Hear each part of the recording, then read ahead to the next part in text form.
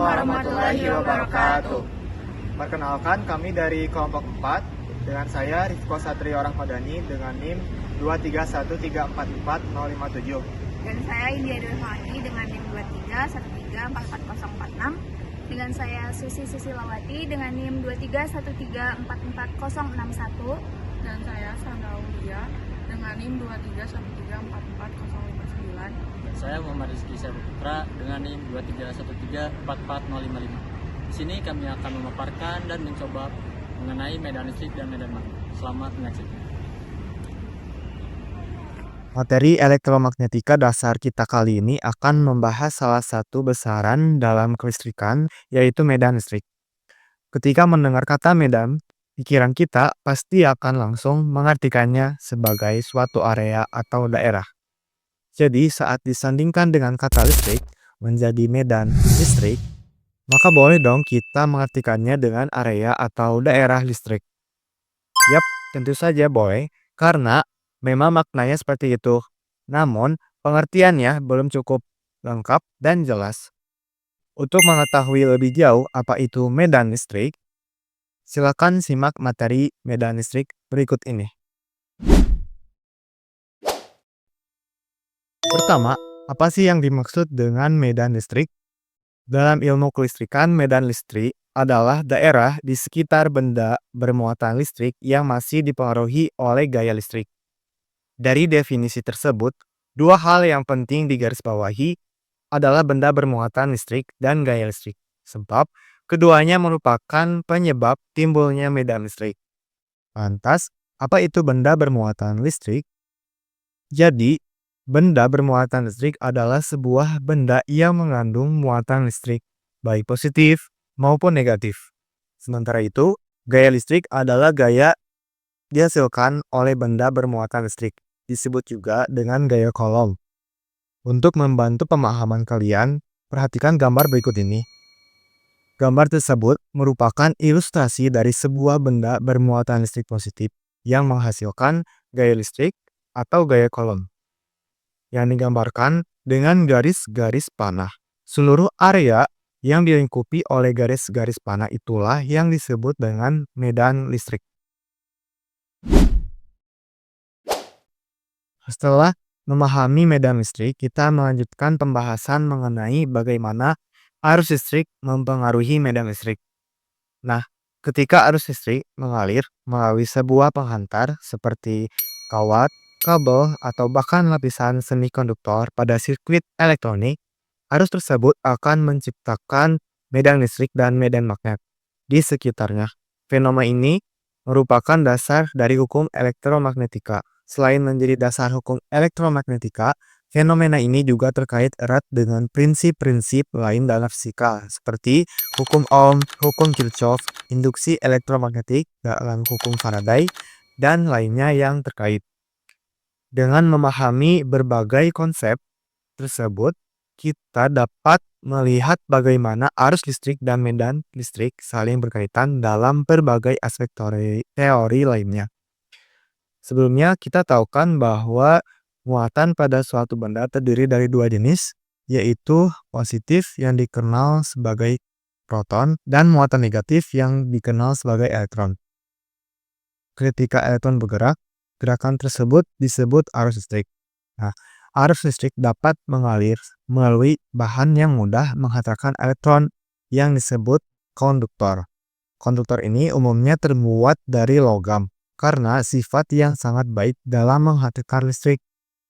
Dalam rangkaian listrik, arus listrik mengalir dari potensial tinggi ke potensial rendah, sedangkan elektron bergerak dalam arah sebaliknya, yaitu dari potensial rendah ke potensial tinggi, atau lebih tepatnya dari kutub negatif ke kutub positif.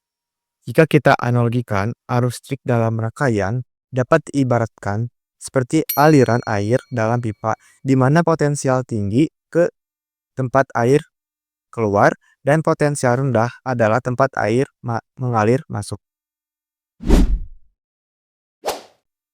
Arus listrik adalah aliran muatan listrik yang bergerak melalui suatu penghantar seperti kawat. Nah, setelah memahami pengertian dasar tentang medan listrik, Ternyata arus listrik sebagai penyebab medan listrik itu karena ketika muatan ini bergerak, ia menyebabkan perubahan dalam medan listrik di sekitar penghantar tersebut.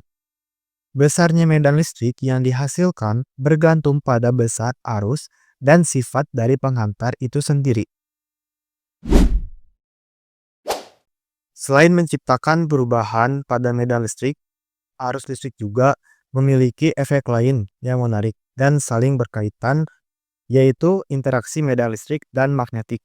Nah, ketika arus listrik mengalir melalui penghantar seperti kawat, ia tidak hanya menciptakan medan listrik, tetapi juga medan magnet di sekitarnya.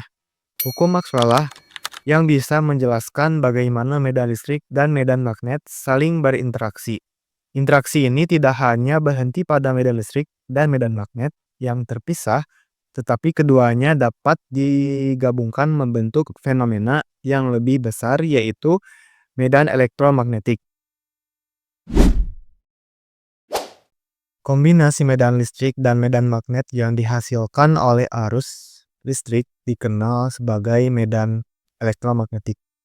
Konsep ini adalah dasar dari banyak teknologi seperti lampu LED yang paralel digunakan dalam penerangan jalan dan sistem pencahayaan pintar memanfaatkan interaksi medan listrik dan medan magnet untuk efisiensi energi dan kontrol otomatis. Dengan saling keterkaitannya, seluruh pembahasan ini menegaskan bahwa medan listrik merupakan dasar utama dalam memahami hubungan antara arus listrik dan berbagai hukum fisika yang mendasarinya. Halo teman-teman semua, bagaimana pembahasan materi yang telah disampaikan oleh Karifko tadi mengenai medan listrik dan elektrisasi? Sangat mudah dan menyenangkan, bukan? Baik, selanjutnya dengan saya Rizky. Di sini kita akan membahas mengenai medan magnet, khususnya pada percobaan oleh Hans Christian Ørsted dan konsep dari hukum Biot-Savart. Lalu, kita juga akan melihat eksperimen-eksperimen yang akan kita lakukan mengenai medan magnet yang muncul pada kawat lurus yang dialiri arus dan kawat yang dililit. Lalu, apa sih pengaruh dari besarnya kuat arus terhadap medan magnet tersebut? Oke, selanjutnya kita harus mengetahui dulu apa itu medan magnet. Sebelum masuk ke detailnya, mari kita pahami dulu. Medan magnet adalah daerah di sekitar magnet atau benda berarus listrik yang dapat menghasilkan gaya pada benda bermuatan listrik atau magnet lain. Kita dapat membayangkannya bahwa medan magnet ini seperti angin yang tidak terlihat, tetapi kita bisa merasakannya, sama seperti angin yang membuat daun bergoyang. Medan magnet bisa mempengaruhi kompas atau benda bermuatan lainnya. Oke, mari kita mulai dengan eksperimen yang dilakukan oleh Hans Christian Ørsted. Pada tahun 1820, Ørsted membuat penemuan yang sangat penting. Dia menemukan bahwa arus listrik yang mengalir melalui kawat dapat menghasilkan medan magnet. Bagaimana itu dapat terjadi? Di sini saya akan menjelaskan. Apa sih percobaan yang dilakukan Ørsted ini? Baik, yang pertama, Ørsted meletakkan kawat lurus di atas jarum kompas, di mana jarum kompas tersebut mengarah kepada medan magnet utara bumi. Lalu, yang kedua, ketika arus listrik dialirkan melalui kawat, jarum kompas tiba-tiba bergerak atau menyimpang, berubah arahnya. Selanjutnya, ketika arus dimatikan, jarum kompas kembali ke posisi semula. Lalu, apa sih yang bisa kita simpulkan dari percobaan yang dilakukan oleh Hans Christian Ørsted ini? Baik, di sini kita dapat menyimpulkan bahwa arus listrik menciptakan medan magnet yang mempengaruhi jarum kompas. Dengan kata lain, listrik dan magnet saling berkaitan.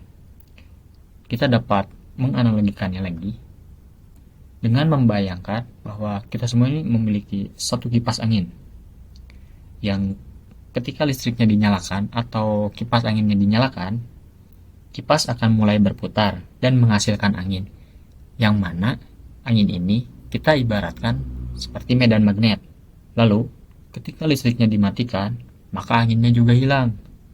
Hal ini menguatkan atau dapat membuat kita lebih paham bahwa arus listrik ini akan menghasilkan medan magnet. Dan ketika arus listriknya juga menghilang, medan magnet yang ada pun juga akan menghilang. Selanjutnya kita akan memahami mengenai hukum Bayes-Savart. Siapa sih penemu hukum Bayes-Savart ini? Hukum Bayes-Savart ini ditemukan oleh fisikawan Prancis yaitu Jean-Baptiste Bayet dan Felix Savart pada tahun 1820. Hukum ini menjelaskan bagaimana kuat medan magnet dihasilkan oleh arus listrik di suatu titik tertentu. Apa sih isi hukumnya? Medan magnet pada suatu titik berbanding lurus dengan arus listrik atau disimbolkan dengan huruf I besar. Lalu yang kedua, berbanding lurus dengan panjang elemen kawat atau DL. Selanjutnya juga ada berbanding terbalik dengan kuadrat jarak dari kawat ke titik tertentu. Kita bisa melihat dari rumus-rumus ini, yaitu kita dapat melihat hubungan antara kuat medan magnet dengan arus dan jarak. Pada rumus ini, kita dapat mengetahui bahwa B atau kuat medan magnet berbanding lurus dengan I atau kuat arus listrik yang mengalir pada suatu benda dan berbanding terbalik dengan jarak dari kawat ke titik tertentu atau jarak antara benda yang ingin diamati dengan sumber magnetnya. Jadi kita juga dapat menyimpulkan bahwasannya medan magnet ini akan berubah dari besarnya arus yang mengalir, di mana semakin kuat arus yang mengalir pada suatu kawat, maka medan magnet pun akan semakin kuat. Begitupun juga sebaliknya, semakin lemah medan magnet itu dipengaruhi oleh semakin lemahnya sumber arus yang mengalir pada kawat atau benda yang diinginkan. Baik, selanjutnya kita akan membahas mengenai eksperimen yang akan dilakukan.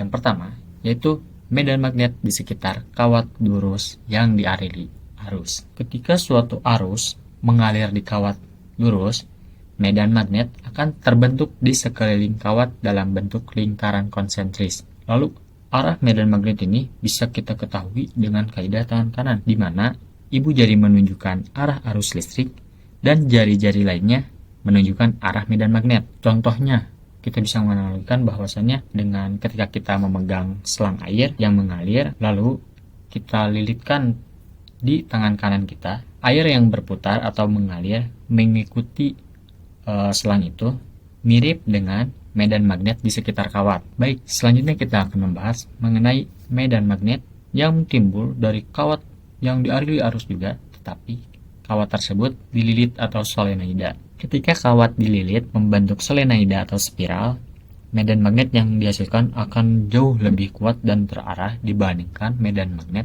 dari kawat lurus berarus sebelumnya. Lalu terdapat dua medan magnet yang muncul di bentuk kawat yang dililit atau solenoida. Yang pertama yaitu ada di dalam solenoida atau di tengah-tengahnya. Medan magnetnya itu lebih kuat dan arahnya itu seragam. Lalu selanjutnya ada di luar solenoida atau bisa di atas kawat yang dililit atau di sampingnya atau di bawahnya. Medan magnet yang timbul di lokasi-lokasi tersebut lebih lemah dibanding medan magnet yang tadi. Mengapa bisa demikian? Hal ini dikarenakan lilitan kawat membuat medan magnet dari setiap lilitan saling memperkuat satu sama lain. Jadi seakan-akan medan magnetnya itu bersama-sama bergandengan tangan, membuat energi yang dihasilkan itu lebih besar dibandingkan ketika hanya sendiri-sendiri. Kita juga dapat menganalogikannya dengan meniup lilin. Ketika ditempatkan banyak lilin-lilin yang menyala, dan ketika hanya satu orang saja yang meniup, apinya mungkin tidak padam. Tetapi jika banyak orang yang meniup bersama, seperti jumlah lilitan kawat, api akan lebih mudah padam. Hal ini menunjukkan bahwa terdapat efek penguatan dari banyaknya lilitan atau banyaknya orang terhadap medan magnet tersebut. Lalu kita akan lanjut ke yang terakhir, yaitu mengenai kesimpulannya. Yang pertama yaitu Ørsted menunjukkan bahwa listrik dapat menghasilkan medan magnet. Lalu pada hukum Bayes-Savart membantu kita menghitung seberapa besar medan magnet yang dihasilkan. Yang ketiga, kawat lurus berarus menghasilkan medan magnet melingkar, sedangkan kawat yang dililit solenoida menghasilkan medan magnet yang kuat dan terarah yang berada di dalamnya, dalam solenoida. Lalu selanjutnya juga ada kuat dari arus listrik atau sumber listrik yang digunakan mempengaruhi besarnya medan magnet. Jadi setiap kalian melihat mengenai percobaan-percobaan mengenai medan magnet dan kompas baik itu dengan kawat ataupun lain sebagainya, kalian harus mengingat mengenai penemuan-penemuan hebat dari para penemu ini, yaitu Christian Hans Ørsted dan konsep hukum Biot-Savart. Listrik dan magnet ini ibarat dua sahabat yang selalu bekerja sama. Semoga materi yang saya sampaikan dapat kalian pahami. Terima kasih. Di sini saya akan menjelaskan contoh soal mengenai elektrisasi. Soal yang pertama, bagaimana tampilan LED dan suara buzzer bisa terpengaruh oleh besarnya arus? Tampilan LED dan suara buzzer dapat dipengaruhi oleh besarnya arus karena komponen elektronik tersebut memiliki karakteristik yang sensitif terhadap arus listrik. Kecerahan pada LED tergantung arus yang mengalir. Jika arus yang mengalir lebih besar, maka LED akan menyala. Dan jika arus yang mengalir terlalu kecil, maka LED menyala redup atau tidak menyala sama sekali. Pengaruh pada buzzer, semakin besar arus, semakin besar pula volume suara yang dihasilkan. Pertanyaan yang kedua, apa yang akan terjadi jika arus yang mengalir pada eksperimen elektrisasi terlalu besar? Yang pertama, kerusakan komponen. LED dan buzzer memiliki batas arus tertentu yang harus diikuti. Jika arus yang mengalir melebihi batas tersebut, maka komponen-komponen tersebut bisa mengalami kerusakan. Yang kedua, pemanasan berlebih. Arus yang terlalu besar dapat menyebabkan pemanasan berlebih pada komponen-komponen dalam rangkaian. Dan yang ketiga, penyimpangan tegangan. Jika arus terlalu besar, tegangan dalam rangkaian juga bisa berubah tidak terkendali yang bisa merusak komponen lain. Halo teman-teman semuanya, kali ini kita akan membahas beberapa persoalan dari eksperimen yang telah kita lakukan. Untuk persoalan yang pertama, yaitu bagaimana kaidah tangan kanan dalam magnetisasi kawat lurus. Jadi, kaidah tangan kanan merupakan suatu aturan praktis yang sangat berguna dalam memahami hubungan antara arah arus listrik, arah medan magnet, dan arah gaya magnetik yang dihasilkan oleh arus listrik tersebut. Dalam eksperimen magnetisasi pada kawat lurus, kaidah ini akan membantu kita untuk menentukan arah medan magnet yang ditimbulkan oleh arus listrik yang mengalir melalui kawat tersebut. Lalu, bagaimana sih cara menggunakan kaidah tangan kanan? Yang pertama, kita dapat meluruskan keempat jari kita selain ibu jari. Lalu yang kedua, arahkan ibu jari sejajar dengan arah arus listrik.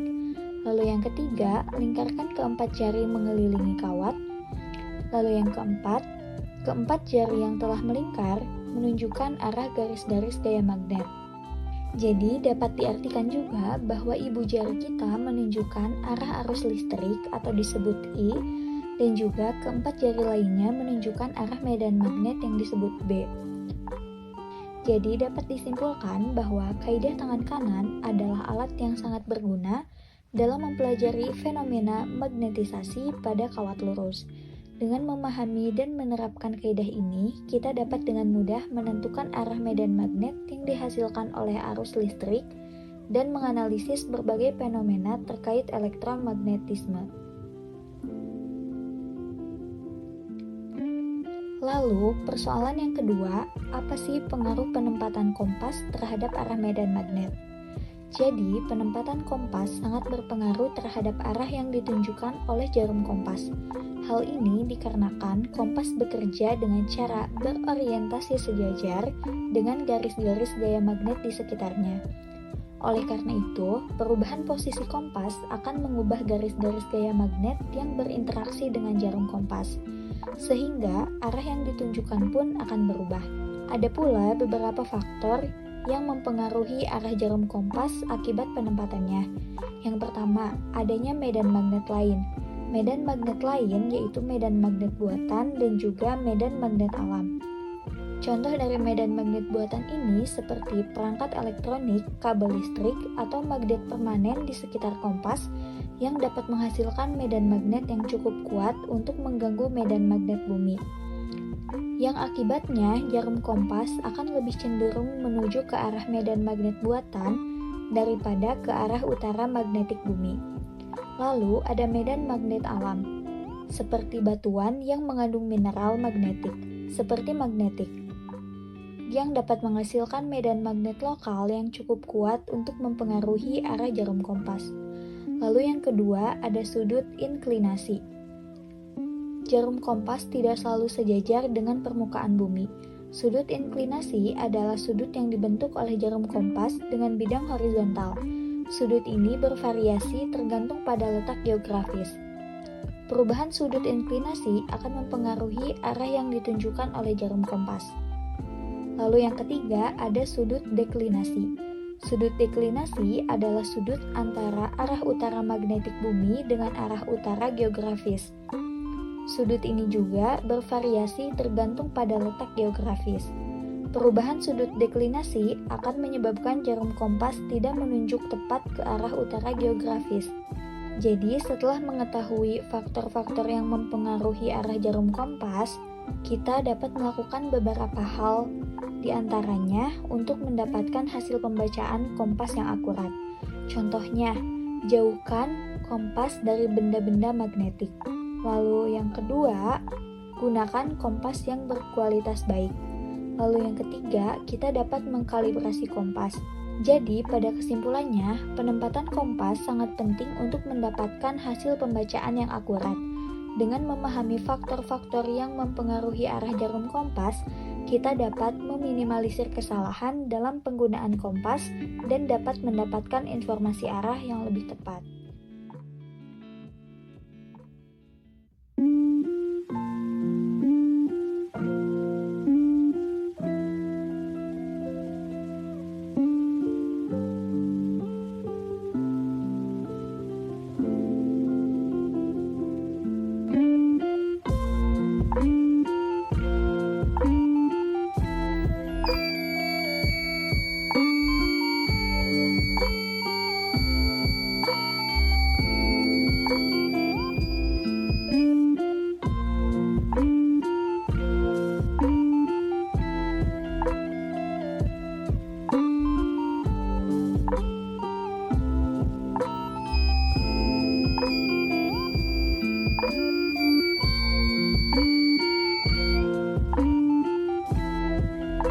Halo teman-teman semua, di sini saya akan menjelaskan mengenai beberapa eksperimen yang telah dilakukan.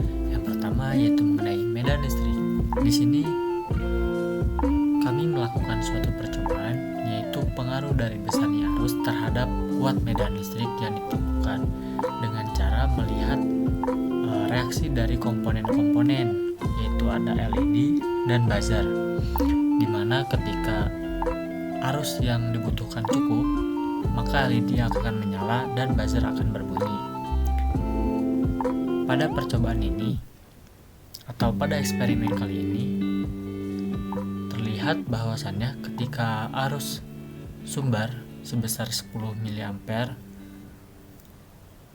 mengalir ke suatu rangkaian, LED menyala, tetapi untuk buzzer tidak menyala.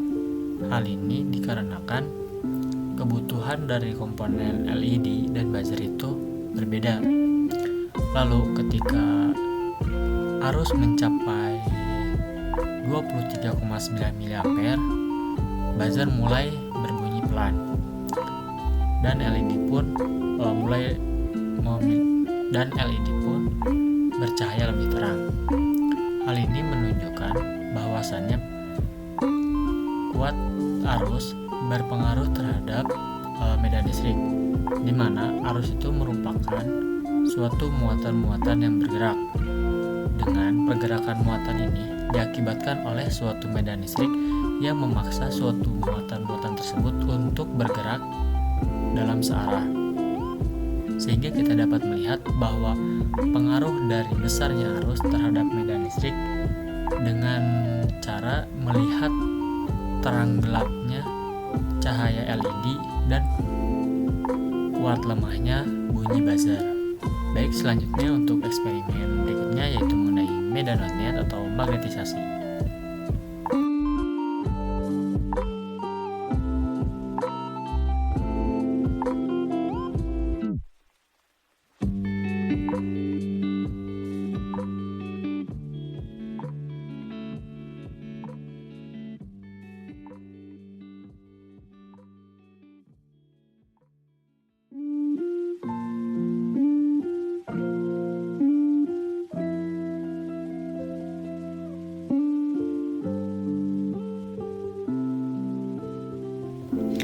sama seperti eksperimen yang sebelumnya, di mana arah arus berawal dari sini menuju ke sini, yang dimana besarnya arus listrik yang mengalir dipengaruhi oleh besarnya nilai dari potensiometer ini.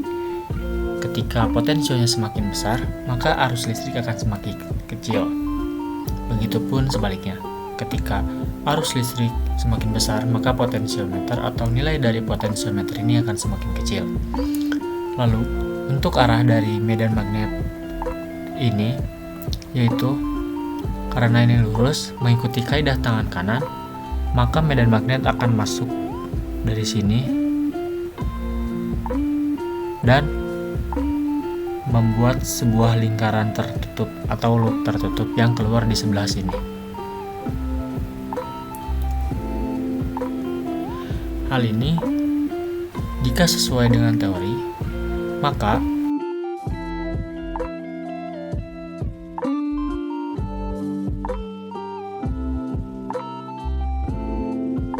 dan ketika kita mencobanya dengan arus yang maksimal, kita mendapatkan bahwa panah dari kompas ini menyimpang yang berasal dari sini menyimpang ke sebelah sini sesuai dengan pembahasan yang tadi disampaikan. Lalu besarnya atau jauhnya penyimpangan ini dipengaruhi oleh besarnya arus, di mana pada saat ini penyimpangan terbesar terjadi diakibatkan oleh nilai arus yang maksimal, yaitu di sekitaran 600 mA. Lalu ketika kita mencoba menurunkan nilai arus, maka penyimpangan ini akan menurun dari sini menuju 0, atau tidak adanya lagi arus yang mengalir sehingga medan magnet pun tidak ada.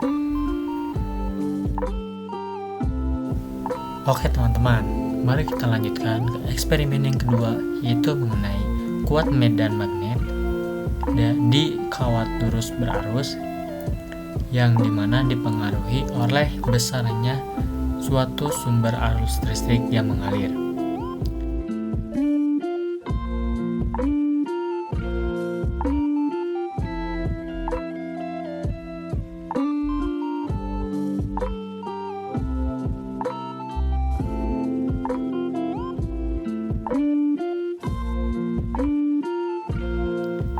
Di sini kita menggunakan dua buah baterai, yang dimana sumber arus maksimal yang muncul yaitu sekitar 600 mA yang mengalir dari sini dengan arahnya itu ke sini. Yang dimana menurut kaidah tangan kanan, ketika suatu dengan arus yang lurus ke bawah, maka arah medan magnet atau besarnya medan magnet akan mengarah ke sini.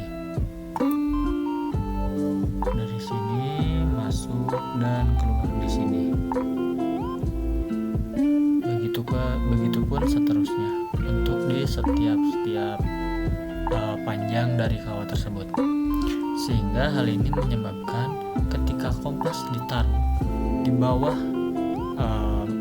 kawat lurus tersebut, maka penyimpangan yang terjadi yang ditandai oleh arah panah kompas yang menuju utara akan bergeser ke sebelah sini, kira-kira di sebelah sana, di mana besar atau jauhnya penyimpangan ini dipengaruhi oleh kuatnya arus, yang dimana hal itu berkaitan dengan kuat medan magnet. Oke, di sini kita dapat melihat bahwa ketika arus yang dimasukkannya itu secara maksimal, maka penyimpangan yang terjadi yang berawal dari sini ketika tidak ada arus, maka akan menyimpang ke sebelah sini dengan maksimal arus yaitu 600 mA, kurang lebih 600 mA. Dan ketika besarnya arus sumber dikurang, atau berkurang yang diatur oleh potensiometer ini, maka penyimpangan dari panah dari kompas tersebut tidak akan sampai ke sana, sekitaran di sebelah sini sampai 0 atau tidak ada penyimpangan.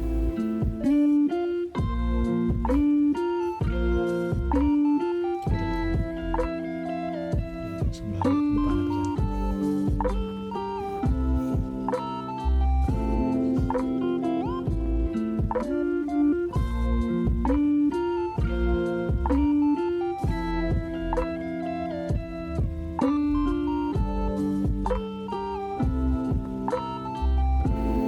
Di sini kita menempatkan kompasnya tersebut di atas sebuah kardus, di mana di bawah kardus tersebut terdapat sebuah kawat lurus berarus atau kawat lurus yang dialiri arus, di mana kuat dari arus tersebut dipengaruhi oleh potensiometer. Dengan ketika besar kecilnya potensiometer berpengaruh terhadap besar kecilnya arus listrik yang juga mempengaruhi terhadap medan magnet, yang dimana kita ingin membuktikan pada percobaan ini apakah penempatan atau penyimpanan dari kardus tersebut mempengaruhi medan magnet. Setelah kita ketahui bahwasannya arus yang mengalir karena lurus dari arah sini menuju ke sini dan medan magnet akan mengalir dari sini ke sini keluar, dimana di sini masuk, yang seharusnya pada saat sebelumnya ketika tidak ada kardus, maka medan atau penyimpangannya akan mengarah ke sebelah sini. Oke, apakah ada pengaruh dari penempatan kardus ini? Hal tersebut seharusnya tidak, dikarenakan kardus tersebut tidak memiliki suatu sifat kemagnetan atau seperti besi-besi yang dapat mempengaruhi besar kuatnya suatu medan magnet.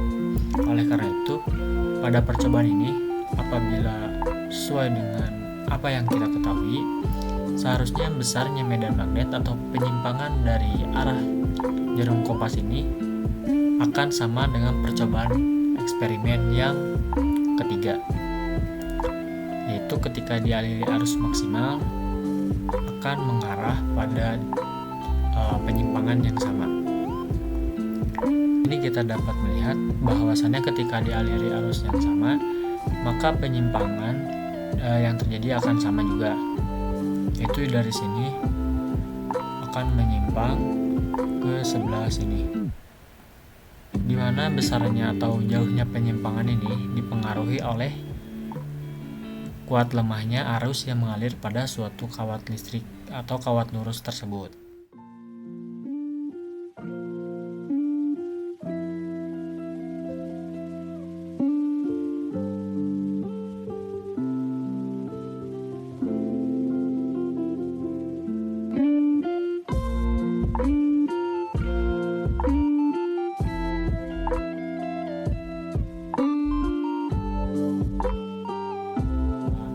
Seperti percobaan yang ketiga, yaitu mengenai kawat lurus yang dialiri arus lalu menyimpan kompas di atas kawat tersebut, yang dimana di sini kita mengganti kawatnya tersebut menjadi berbentuk lilitan atau solenoida, yang dimana menurut kaidah tangan kanan arus akan mengalir mengikuti dari kawat-kawat tersebut, yaitu dari sini menuju ke sini. Karena ini berbentuk solenoida, tentu saja terdapat suatu medan magnet yang timbul di dalam solenoida ini, yang dimana besarnya medan magnet yang di dalam ini akan jauh lebih besar dibanding medan magnet yang berada di luar solenoida, yang dimana kita akan mengamati pada percobaan sebelumnya, yaitu percobaan kelima dan keenam ini kita mengamati dari perspektif atau pandangan besarnya medan magnet serta arahnya di luar solenoida. Di sini kita dapat melihat dan mengamati bahwasannya ketika arusnya mengalir seperti itu menurut kaidah tangan kanan, maka seperti halnya eksperimen kelima, medan magnet atau arahnya itu akan sama, yaitu dari sini masuk ke dalam, lalu keluar di sini, dan seterusnya di setiap sepanjang lilitan atau sepanjang kawat yang berarus. Lalu kita juga dapat memprediksi atau memperkirakan di mana atau kemana arah simpangan dari kompas ini yang semula berada di sini. Karena kompas ini diletakkan di atas dan medan magnet masuk ke sebelah kanan lalu keluar ke sebelah kiri, maka medan magnet atau arah medan magnet tersebut akan berada pada area atau menyimpang ke area di sebelah sini.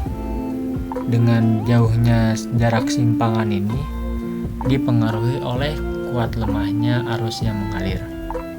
Lalu kita dapat melihat setelah dialiri arus, maka yang semula dari sini arah jarum kompas yaitu menuju utara akan menyimpang sedikit ke sebelah sini.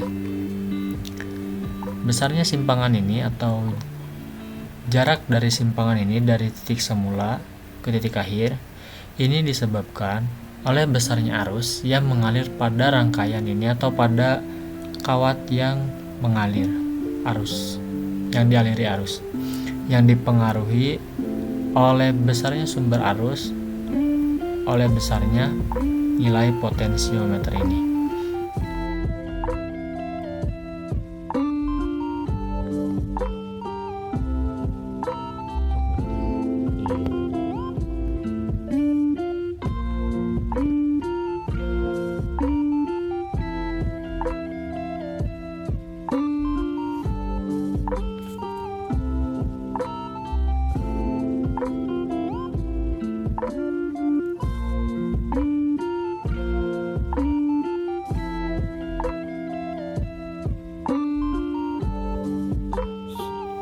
Oke, kita lanjut ke eksperimen dengan tema yang berikutnya, yaitu besarnya medan magnet terhadap kawat yang dililit atau berbentuk seperti solenoida.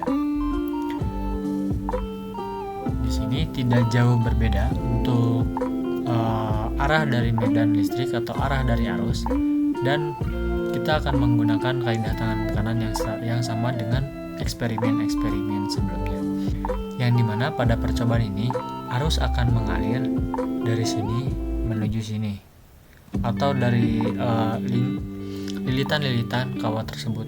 Jadi ketika dari sini berarti arusnya akan ke sini, yang dimana arusnya itu akan mengarah berputar-putar mengikuti dari kawat yang dililit tersebut. Lalu untuk penyimpangannya akan sama dengan eksperimen pada percobaan yang kedua, yang dimana ketika kompas diletakkan di bawah seperti dengan medan magnet yang timbul di kawat lurus yang dialiri arus, yaitu dari awalnya jarum kompas mengarah ke utara di sebelah sini, dan ketika dialiri arus akan muncul medan magnet di luar solenoida yang mengarah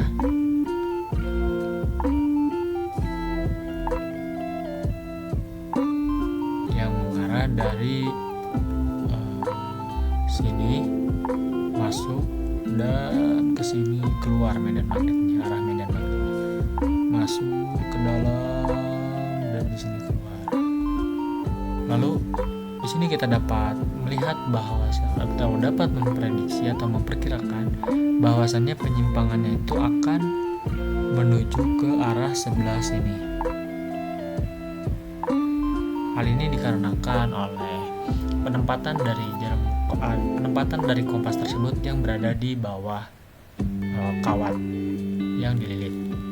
Lalu apa bedanya kawat yang dililit dengan kawat lurus? Berbedanya itu pada kawat yang dililit ini terdapat medan magnet yang terkonsentrasi atau terpusat di tengah-tengah lilitan atau di tengah-tengah bidangnya, yaitu di sini sampai menuju ke sini, yang dimana besarnya medan magnet di dalam tersebut lebih kuat dibanding medan magnet yang berada di luar solenoida. Kita dapat melihat pada percobaannya ketika kita mengaliri arus, maka sesuai dengan apa yang kita jelaskan tadi, bahwasannya jarum kompas yang semula berada di sini akan menyimpang mengarah ke sebelah sini. Dengan jauhnya simpangan tersebut dipengaruhi oleh kuat lemahnya arus listrik yang mengalir.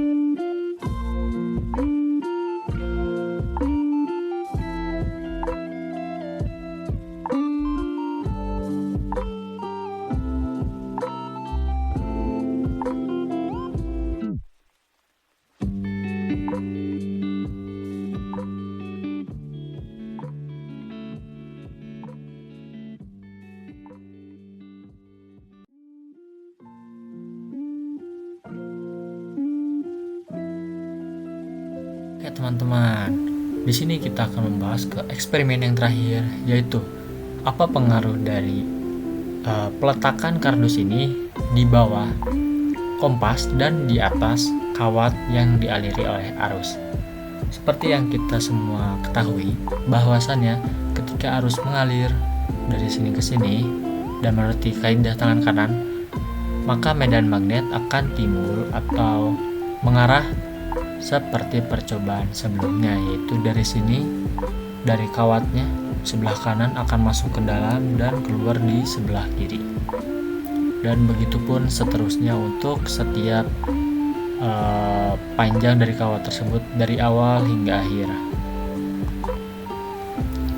Lalu untuk pengen tersendiri dari jarum kompas tersebut yang semula berada di utara menurut kaidah tangan kanan, dan dikarenakan posisi kompas yang berada di atas, maka medan magnet akan mengalir dan mengarah ke sebelah sini, ditandai dengan penyimpangan kompas di sebelah sini, di mana jarak penyimpangan ini dipengaruhi oleh kuat lemahnya arus listrik yang mengalir pada kawat yang dililit seperti solenoida, di mana besar kecilnya arus dipengaruhi oleh besar kecilnya nilai dari potensiometer ini. Selanjutnya, kita dapat membuktikan apakah teori-teori yang kita pelajari itu benar atau tidak dengan melakukan eksperimen ini. Di sini kita dapat melihat bahwa sesuai teori yang kita jelaskan atau kita bahas tadi, ketika arusnya mengalir ke bawah dan medan magnet akan mengarah dari sini masuk ke dalam dan keluar di sebelah sini, yang semula dari kompas yang mengarah utara di sebelah sini akan menyimpang ke daerah sebelah sini, dimana dengan jauh dekatnya penyimpangan ini dipengaruhi oleh besar atau kuat lemahnya arus yang mengalir ke dalam kawat yang dililit atau berbentuk seperti solenoida. Lalu, apakah ada pengaruh dari penempatan kardus tersebut di bawah kompas? Kita dapat menyimpulkan bahwasannya tidak ada pengaruh dari penempatan kardus tersebut, kecuali jika kardus tersebut mengandung suatu sifat kemagnetan atau besi yang dapat menyebabkan medan magnet semakin besar atau terdapat beberapa efek lainnya. Baik, berikut penjelasan mengenai eksperimen-eksperimen yang telah kita lakukan. Sekian pemaparan video yang telah kelompok kami buat. Semoga apa yang kami sampaikan bisa bermanfaat bagi kalian semua. Selamat mencoba di rumah. Terima kasih. Kami pamit undur diri. Assalamualaikum warahmatullahi wabarakatuh.